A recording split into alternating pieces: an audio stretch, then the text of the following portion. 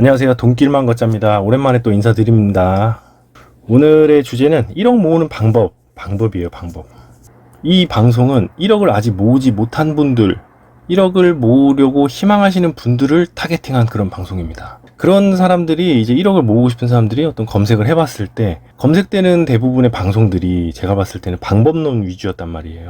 이 방법론이라는 게 뭐 생활비를 쪼개거나 목표 금액을 정해서 고정 지출을 확정하고 고정된 금액만 사용하고 나머지는 저축하고, 그래서 결국은 이 방법론에서 주로 이제 거론되는 것들이 절약, 짠테크, 이렇게 절약을 해야지 고정비를 줄이고 저축률을 높일 수 있다, 이런 건데, 뭐 추가로 여기서 수익을 늘려라, 수익을 다변화해라, 뭐 직장인이면 투잡을 하고 아니면 사업을 해라, 막 이런 식이란 말이에요. 그러니까 이거는 약간 제가 봤을 때는 뜬구름 잡는 얘기일 수도 있다, 이런 말이고요. 왜냐하면 1억을 이미 벌어본 사람들, 어떠한 뭐 생활비를 쪼갰던, 뭐 적금을 풍차 돌렸던, 어떻게 해서든 열심히 노력해서 몇 년간 고생해서 1억을 모았던 사람들은 조금 공감할 수도 있겠지만, 아직 시작하시는 분들은 이게 굉장히 뜬구름 잡는 얘기일 수밖에 없단 말이에요. 결과론적인 얘기인 거죠.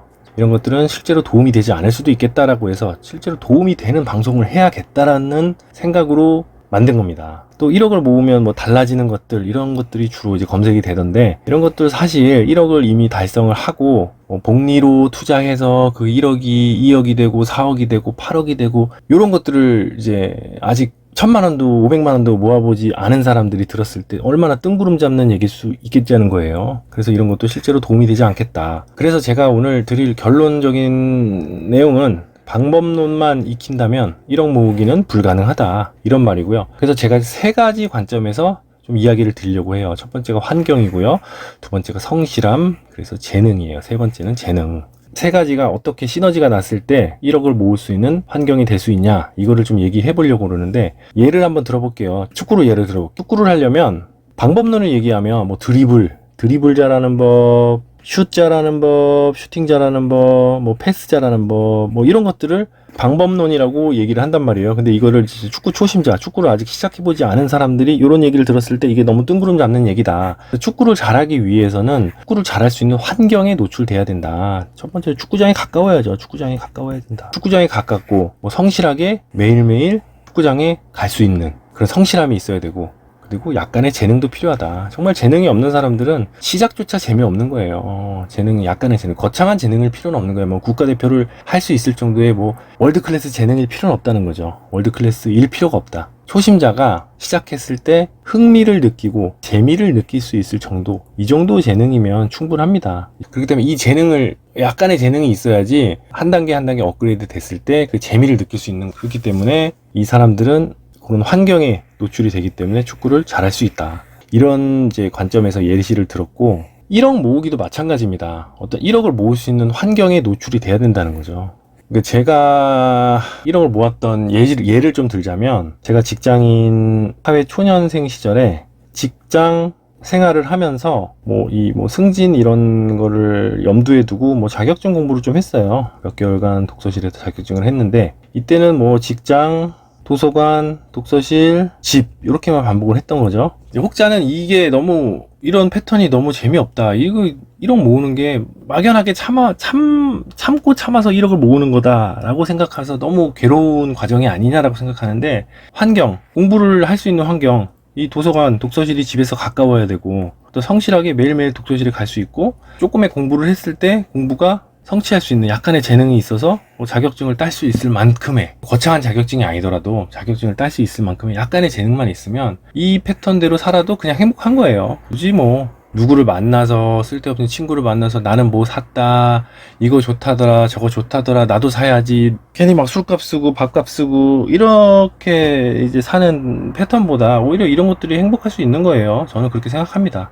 굳이 뭐 공부가 아니더라도 뭐 헬스장 가서, 이게 뭐 세지라는 분들, 뭐 크로스핏 체육관에서 열심히 운동하시는 분들, 뭐 예체능, 다른 음악, 뭐 미술, 뭐 이런 거 하시는 분들도 있잖아요. 이게 생각보다 비용이 많이 안 들어갑니다. 헬스장 등록비 1년치 얼마 안 하고요. 크로스핏도 조금 헬스장보다 비싸긴 한데, 여러분들이 친구 만나서 뭐 술 먹고 약속 잡고 밥 먹고 뭐 하고 하는 것보다는 운동이 쌉니다. 하루에 10,000원도 안 해요. 따지고 보면 한 달 기준으로 보면 10,000원도 안 해요. 8,000원? 이 정도 하려나? 하루 기준으로 보면 그것도 안 합니다. 사실은 뭐 음악, 미술 마찬가지고요. 뭐 악기, 운동복 몇 개 산다고 해도 뭐 헬스 식단 한다고 해도 뭐 여러분들이 뭐 보디빌딩 뭐 선수할 거 아니잖아요. 뭐 한 달에 뭐 200, 300, 1년에 1억씩 드는 그런 식단 할 거 아니니까 사실 헬스든 크로스핏이든 어떤 예체능적인 취미 활동이든 이거 돈이 많이 안 들어요, 생각보다. 여러분들이 이게 너무 괴롭다, 뭐 난 친구도 만나서 뭐 먹고 싶고 뭐 하고 싶다 라고 해도 뭐 크로스핏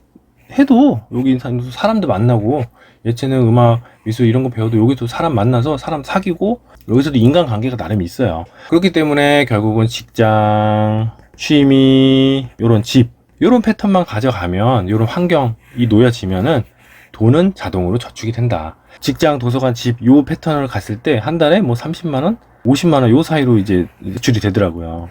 그러니까 이게 얼마나 나머지 금액은 다 저축으로 때려 박을 수 있었던 거죠. 나는 1억을 모으기 위해서 막 모두 참고 그러지 않았어요, 분명히. 나는 어떤 환경에 노출이 돼서 약간의 재능을 가지고 재미를 느끼고 성실하게 참여를 하다 보니까 어느 순간 돈이 모이더라. 돈이 모이니까 이것도 나름 재미가 있는 거예요, 재미가. 이 돈이 모이니까 100만원이 1000만원이 되고 2000만원이 되고 이 돈이 모이니까 이게 나름대로 즐거운 거예요. 이게 꿈이고 희망이 됐다는 거죠. 이게 처음에는 이게 이런 세 가지 재능을 없이 어떤 환경에 노출되지 않은 사람이 통장에 참고 참아가지고 막 1000만원, 2000만원까지 모인 사람들은 이거 쓰고 싶어 안달이 난다니까요. 안달이 나는데 통장에 500만원 있는 꼴을 못 봐. 이거 쓰고 싶어 안달이 납니다. 이거 참고 참아가지고 이거 모은 사람들은 내가 쓰고 싶어, 누구 만나고 싶어 참고 참아서 모은 사람들은 돈 1000만원, 2000만원 생기면 이거 통장에 가만 놔두질 못해요. 이거 다 써버려요. 그렇기 때문에 하나의 취미를 가지고 여기에 간에 매진을 하게 되면 돈도 많이 안 들고 시간도 가고 행복하고 즐겁고, 그렇기 때문에 자연스럽게 직장, 취미, 집 하면은 여러분도 행복하고 통장 잔고도 빵빵해진다. 그러면서 1000만원, 2000만원, 5000만원 이 1억이 되면 여러분들은 어떤 꿈을 가지게 되고 행복해질 수 있다는 거죠. 이런 의미에서 오늘 방송을 시작했고요. 정말 1억을 아직 모으지 못해본 사람들의 입장에서는 정말 와닿는 얘기지 않을까, 더 와닿는 얘기지 않을까. 1억을 모으려고 생각했으면 1억을 모으는 환경에 노출해서 여러분들 1억을 달성해서 다른 행복함, 더 큰 꿈을, 돈을 쓰는 것보다 돈을 갖고 있는 게 더 행복하다, 이걸 한번 느껴보시기 바랍니다. 감사합니다. 오늘 여기까지 할게요.